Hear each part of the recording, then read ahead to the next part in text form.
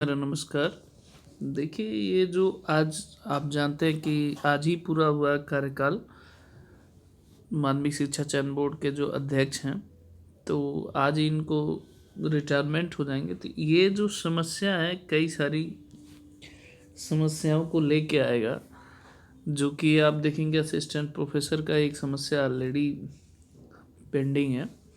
और आप जानते हैं जो टीजीटी पीजीटी का जो एग्जामिनेशन होना था, उसको लेके काफ़ी धरना और उसको इंक्रीज करने के लिए आप देखेंगे क्रमिक अनशन भी किया गया था विकी खान जी के नेतृत्व में।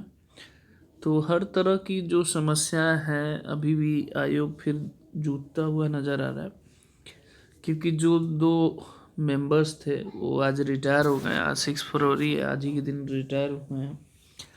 तो जब तक ये इनका फुलफिल नहीं होगा, तो आप समझ रहे हैं टीजीटी पीजीटी का कार्यकाल होना, जो एग्जामिनेशन होना, वो काफ़ी असंभव दिख रहा है।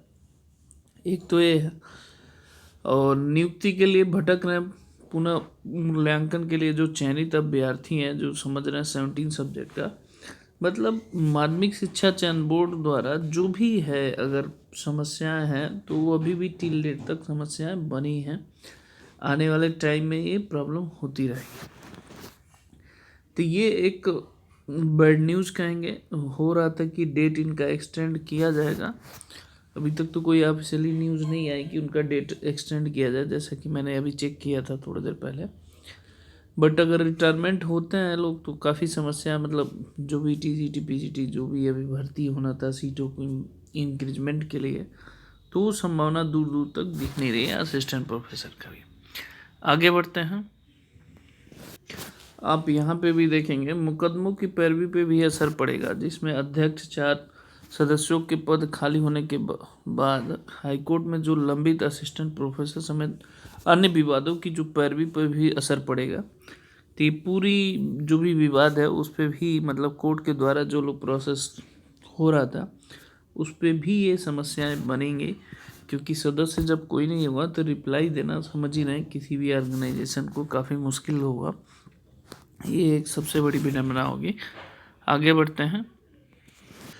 एक अच्छी खबर ये है कि उत्तर प्रदेश लोक सेवा आयोग द्वारा आपको जो भी पेंडिंग भर्ती आप देखेंगे पेंडिंग हो रखी थी, वो अब भर्तियां आने की चांसेस है। जैसे मान लीजिए एपीएस का मैंने बताया था 300 के आसपास पोस्टें खाली हैं, जैसा कि मिल चुका है।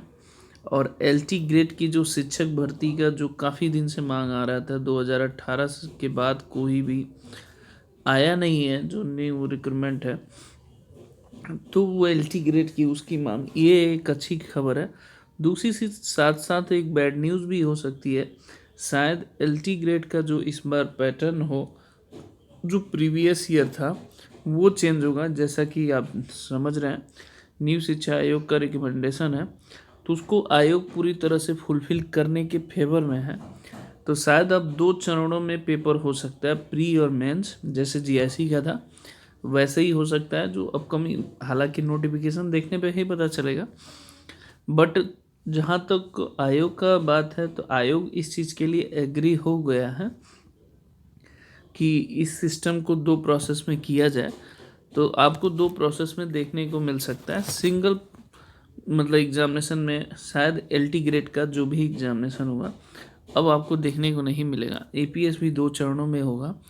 और एलटी ग्रेड की जो काफ़ी दिनों से मांग हो रही है बच्चों द्वारा, जो तैयारी कर रहे हैं काफ़ी दिन से, तो इनमें 2 चरणों में आपको देखने को मिल सकता है। तो उस हिसाब से आप तैयारी करिए, अगर तैयारी करते हैं। लेटेस्ट मुझे जहाँ तक लग रहा है, जहाँ तक खबर मिल रही है, आप ही लोगों की तरफ से मिलता भी रहता है, तो मेरे हिसाब से आपको नेक्स्ट मंथ इसका नोटिफिकेशन देखने को मिल सकता है। क्योंकि जो सब्जेक्ट का विवादित था, वो विवादित जो मुद्दा था वो मिल चुका है। ठीक है, ओके। तो यही कुछ इन्फॉर्मेशन आपके लिए था। ओके, जय हिंद, जय माता दी।